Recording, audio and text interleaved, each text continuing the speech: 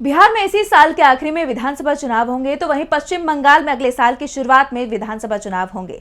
तो यानी कि पश्चिम बंगाल में विधानसभा चुनाव के लिए एक साल का ही वक्त बचा है। इसलिए राज्य की मुख्य पार्टियों ने इसे लेकर तैयारियां शुरू कर दी हैं। पश्चिम बंगाल में इस बार भी सत्ताधारी टीएमसी का मुकाबला बीजेपी और सीपीएम के गठबंधन से होना तय माना जा रहा है। चुनाव को लेकर अब कांग्रेस और सीपीएम के बीच गठबंधन की चर्चा भी चल रही है। तो कैसे पश्चिम बंगाल में बदलती दिख रही है सियासी समीकरण, देखिए इस रिपोर्ट में। पश्चिम बंगाल विधानसभा चुनाव में इस बार कांग्रेस और वाम दल पूरी ताकत से मैदान में उतरने को तैयार है।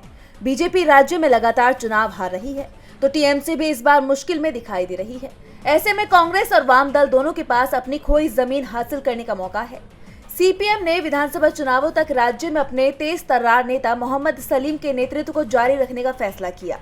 सीपीएम 1977 से 2011 तक लगातार 34 वर्षों तक पश्चिम बंगाल की सत्ता पर काबिज रही और अब एक बार फिर पार्टी तेजी से मजबूत होती दिखाई दे रही है। सीपीएम के पूर्व महासचिव प्रकाश करात ने कहा कि न तो भारतीय जनता पार्टी तृणमूल कांग्रेस का विकल्प हो सकती है और न ही तृणमूल कांग्रेस पश्चिम बंगाल में बीजेपी का विकल्प हो सकती है।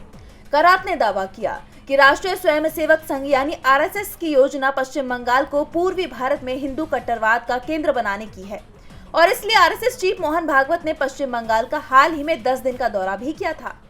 सीपीएम के तेवर से साफ है कि वो टीएमसी और बीजेपी दोनों को कोई मौका नहीं देगी।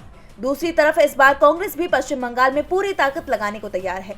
चुनाव में कांग्रेस और वाम दलों के बीच गठबंधन भी तय माना जा रहा है और इस बार इस गठबंधन का ऐलान जल्द ही हो जाएगा। डीबी लाइव की रिपोर्ट।